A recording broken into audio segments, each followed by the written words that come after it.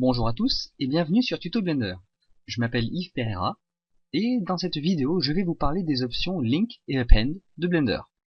Donc le principe est très simple, il s'agit de pouvoir utiliser dans un fichier Blender un modèle qui aurait été créé dans un autre fichier Blender.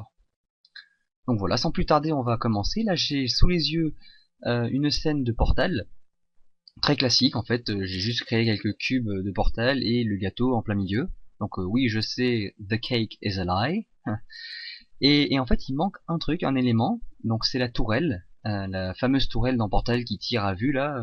Je sais pas s'il y en a qui jouent à Portal parmi ceux qui me regardent. Et en fait, j'ai créé cette tourelle. Je l'ai juste créée dans un autre fichier Blender parce que bon bah le principe est très simple. Il va falloir importer cette tourelle dans un autre fichier dans cette scène pour pouvoir continuer la scène qui est sous les yeux là. Donc en fait, si je ferme là la fenêtre Blender, j'ai sur mon bureau deux fichiers Blender. Donc j'ai la scène classique, celle qu'on vient de voir à l'instant, et au-dessus donc j'ai un autre fichier qui contient la tourelle de Portal.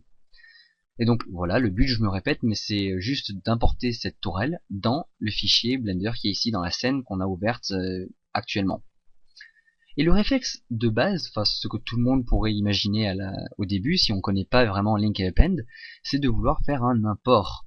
Et donc d'aller forcément dans Fichier, File, en haut, là ici à gauche, comme dans n'importe quel programme d'ailleurs, et de chercher Import, donc on l'a ici, et d'aller, je sais pas, se dépatouiller avec chacun d'eux en les essayant un après les autres, je sais pas, pour essayer d'importer cette tourelle qu'il y a à côté. Sauf que ça va pas marcher, hein, de toute façon la solution est dans le titre, donc c'est pas import, c'est link ou append qui sont juste au-dessus.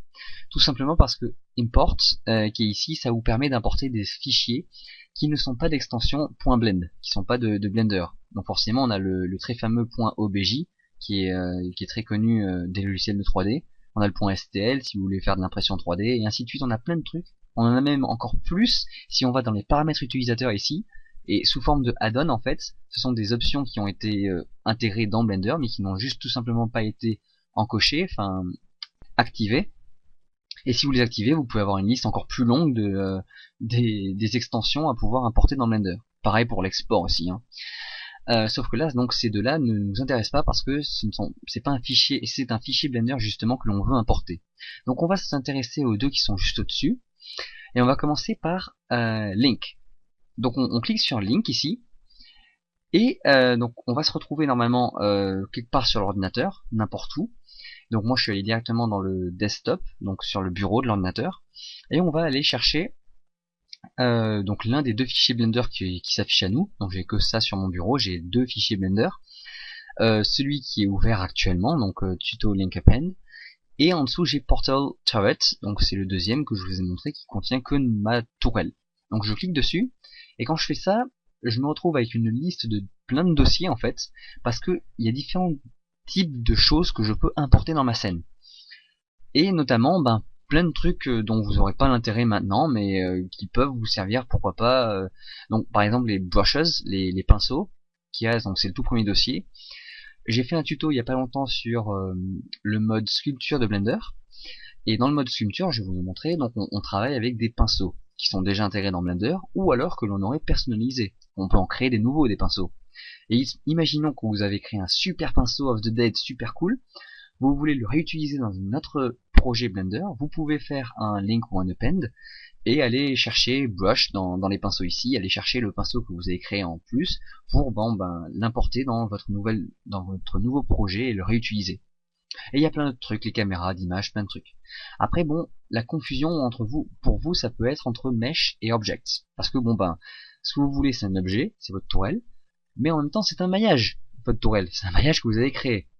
Donc je vous le dis, meshes, si vous trouvez dans mesh un objet, si vous trouvez un maillage du nom que vous voulez dans meshes, ça sera pas le bon, parce que ça va juste importer le data, les informations de base de votre objet, mais ça ne va pas importer, vous verrez pas l'objet dans votre scène 3D, vous pourrez rien faire. Vous, ce qui vous intéresse, c'est Object, ce qui est ici. Donc vous cliquez sur Object, et on voit tous les objets que contient ma scène de ce fichier Blender. Dans ce fichier Blender, j'ai que la caméra de base et la tourelle, j'ai même supprimé la lampe, donc nous, tout ce qu'on veut c'est la tourelle. Ah, notez bien que je l'ai renommé la tourelle. C'était le cube de base sûrement, et j'ai renommé le cube de base en tourelle, en turret, pardon. Et du coup, bon, ben, c'est ça que il m'affiche turret. Mais si j'avais rien à renommer, il m'aurait affiché, bon ben, cube, tout simplement. Une fois que vous avez sélectionné ce que vous voulez, vous allez juste en haut à droite ici, sur Link Append from Library, hop, et vous avez votre tourelle qui est apparue en plein milieu de votre scène. Bon, la première chose qui frappe, c'est cette très belle ligne bleutée qui entoure votre objet. Et ça veut dire que ce n'est pas un objet appartenant à cette scène. La tourelle que vous avez là est un lien vers l'autre fichier Blender. Donc en fait, la tourelle n'appartient pas à ce fichier Blender encore, elle ne pèse quasiment rien dans le poids de cette sauvegarde, de ce projet. Donc si vous faites une sauvegarde ici, la tourelle va rajouter quasiment aucun poids au fichier. Parce qu'en fait ce n'est qu'un lien. C'est juste Blender est en train de lire tout ce qu'il trouve sur l'autre fichier Blender constamment en fait. Et du coup, pour cette même raison, vous avez votre tourelle, vous êtes très content, vous l'avez importé dans votre scène, mais vous ne pouvez rien faire avec. Ça veut dire que là vous pouvez essayer de tabuler en mode édition, bah ça marche pas. Là on voit en bas, là, la table, j'ai essayé 25 fois là, ça ne marche pas. D'ailleurs, tous les autres modes ne marchent pas. Si vous allez dans le menu déroulant ici, vous n'avez que le mode objet ici. Et tous les autres ont disparu, vous ne pouvez pas y accéder. Et pareil, donc si vous faites les raccourcis classiques, genre S, je ne peux pas agrandir ou réduire, je ne peux pas extruder, ça marche pas, je ne peux pas déplacer avec G, je peux même pas tourner avec R, c'est vraiment, bon, je vais pas dire que c'est n'importe quoi, mais il faut vraiment être sûr de soi quand on importe sa tourelle en faisant un link. Alors en fait, en voyant tout ça, vous pouvez très certainement vous dire, mais c'est nul en fait, ça sert strictement à rien, mais qui irait faire ça? Parce qu'effectivement, si vous êtes comme vous et moi, ben ça sert à rien, effectivement. On va pas s'en servir, on va jamais s'en servir de ça. Sauf que si vous travaillez en équipe, dans un projet avec toute une équipe, voilà, où il y a quelqu'un qui fait de l'animation, un autre qui fait du rigging, de la texture, vous faites des modélisations, et puis ainsi de suite, et vous n'êtes pas tout seul à faire de la modélisation, d'autres types font de la modélisation à côté, ben dans la scène, imaginons que quelqu'un ait modélisé ce gâteau, moi j'ai modélisé les cubes, et vous avez modélisé la tourelle. Et moi, je sais pas, dans ma manière de disposer les cubes dans la scène, j'ai besoin de savoir à quoi ressemblent les tourelles et où est-ce qu'elles seront et ainsi et plein de choses. Donc je vais vous dire, est-ce que vous pouvez me donner accès à votre fichier Blender pour que je puisse récupérer les tourelles et voir à quoi elles se ressemblent et tout ça et comment elles seront dans la scène. Alors vous, bien sûr, vous auriez une scène à peu près identique à la mienne, mais avec les tourelles de positionner où vous le voulez en fait. Et vous aurez déjà positionné les tourelles bien comme il faut, une allongée, une à tel endroit, une à tel endroit. Et moi, je vais avoir accès à votre scène, à votre fichier Blender, et on va dire que pour l'instant, c'est juste le fichier qui contient cette tourelle. Et je vais juste faire un link, parce que j'ai pas envie que ma scène, déjà avec tous les cubes, elle pèse super lourd, j'ai pas envie d'alourdir encore plus mon fichier Blender pour que ça rame. Donc du coup, je vais dire je veux juste un lien, comme ça, du coup, je garde ma scène assez propre et pas surchargée au niveau des données. Et Blender, il a pas à calculer trop en fait, il a juste un lien à aller suivre. Et c'est tout en fait. Et moi j'ai pas besoin de toucher à cette tourelle. Cette tourelle j'y touche pas, moi c'est pas mon problème, c'est votre boulot à vous, c'est vous qui êtes en train de modéliser les tourelles. Donc j'ai même pas besoin de toucher et vous les avez placées où vous voulez. Donc moi je veux une référence par rapport aux tourelles.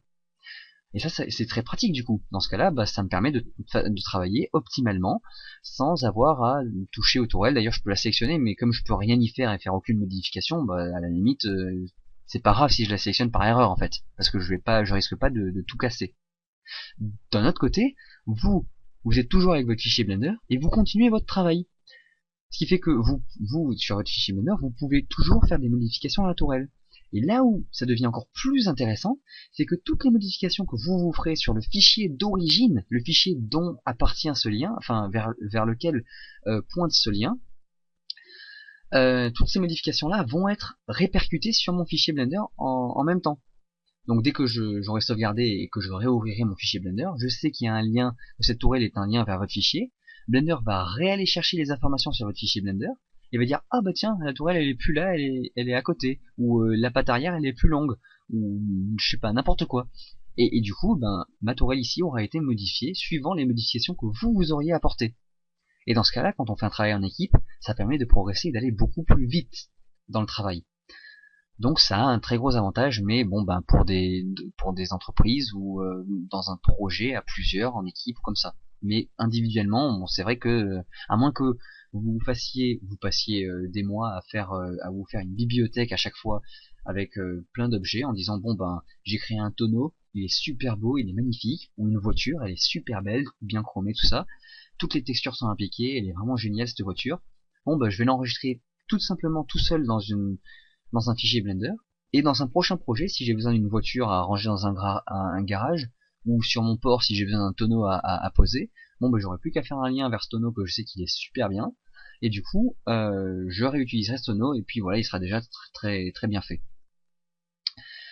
Donc ça vous pouvez l'utiliser de cette manière. Ben, on va vous montrer par exemple si je fais CTRL S, je vais enregistrer le fichier. Donc là Blender sait que bon il y a la tourelle en plein milieu et que la tourelle est un lien vers l'autre fichier Blender. Je vais ouvrir l'autre fichier Blender, donc pour ça il y a un raccourci, c'est CTRL O. Donc CTRL O et je vais ouvrir Portal Turret qui est ici. Et donc là j'ai ma tourelle que je peux sélectionner, que je peux aller en mode édition et faire n'importe quoi. Imaginons que voilà je prenne le bout de cette patte là arrière et que bah, je la descende de 2 unités Blender, de 2 crans. 1, 2, voilà, hop.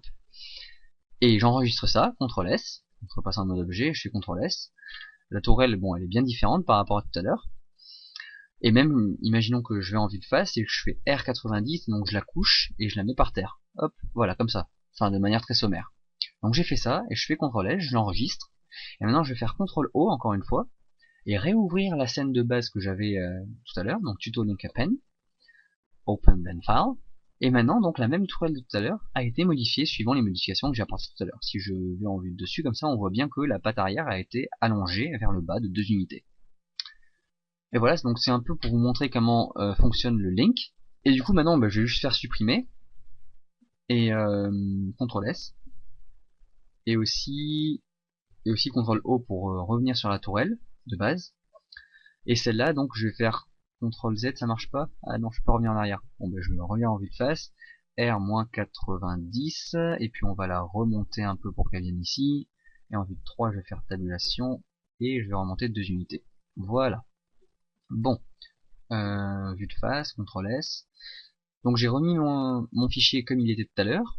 Et je vais, donc j'ai sauvegardé, oui, CTRL S. Toujours le faire, mieux vaut trop que pas assez. Et CTRL O, je vais aller sur tuto link append encore une fois, réouvrir ça. Et cette fois-ci, je vais utiliser la deuxième méthode pour importer ce fichier Blender à l'intérieur. Je vais faire File et je vais faire Append qui vient juste en dessous.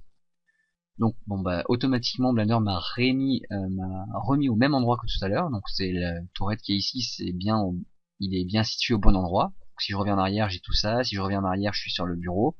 Donc ce qui a été fait, c'est que je suis allé dans Portal Turret, dans Object, et il m'a automatiquement remis ici. Donc je sélectionne le même objet que tout à l'heure, Link Append from Library, et pareil, donc cette fois-ci j'ai la tourelle qui est apparue au même endroit, mais qui cette fois-ci a un contour orange, bien connu de n'importe quel objet comme nous on les aime. Donc c'est un contour orange qu'on connaît bien, et on a les widgets qui apparaissent aussi cette fois-ci, ce qui veut dire qu'on peut déplacer notre objet, ce qui veut dire qu'avec S on peut l'agrandir, le réduire, qu'avec tabulation on peut rentrer en mode tabulation et éditer l'objet tel que comme on le voudrait. Voilà, hop. Donc il n'y a aucun souci cette fois-ci.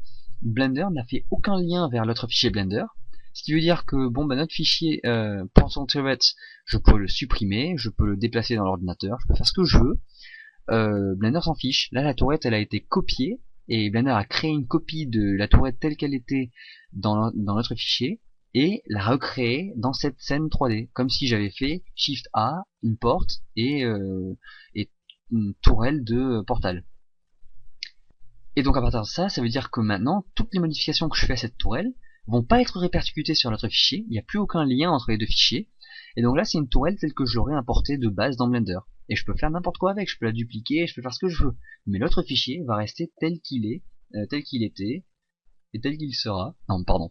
Mais l'autre fichier, bah lui, il a plus rien à voir avec tout ça.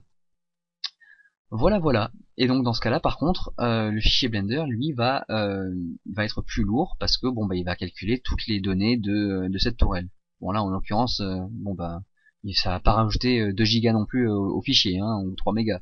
Mais c'est très peu. Je veux dire, si vous avez beaucoup d'autres trucs que vous voulez importer, bon bah voilà, ça c'est comme ça que ça se fait.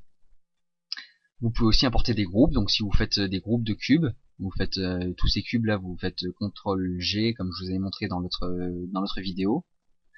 Vous allez faire un groupe, la vidéo sur les particules, la partie 1 des particules, je vous ai montré comment faire des groupes dedans.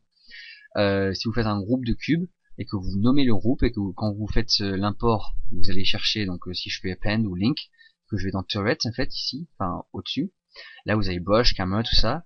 Bon, il n'y en a pas qui sont créés ici, mais vous pourriez avoir un dossier groupe, et dans le dossier groupe, vous pourriez aller chercher le groupe que vous avez créé et importer un groupe entier avec plein d'objets différents à la fois, plutôt que de répéter l'opération 36 000 fois et d'importer plein d'objets plein de fois. Voilà. Donc je pense avoir fait le tour. Je vais m'arrêter ici. J'espère que cette courte vidéo vous aura servi. Et puis on se retrouve bientôt. Ciao!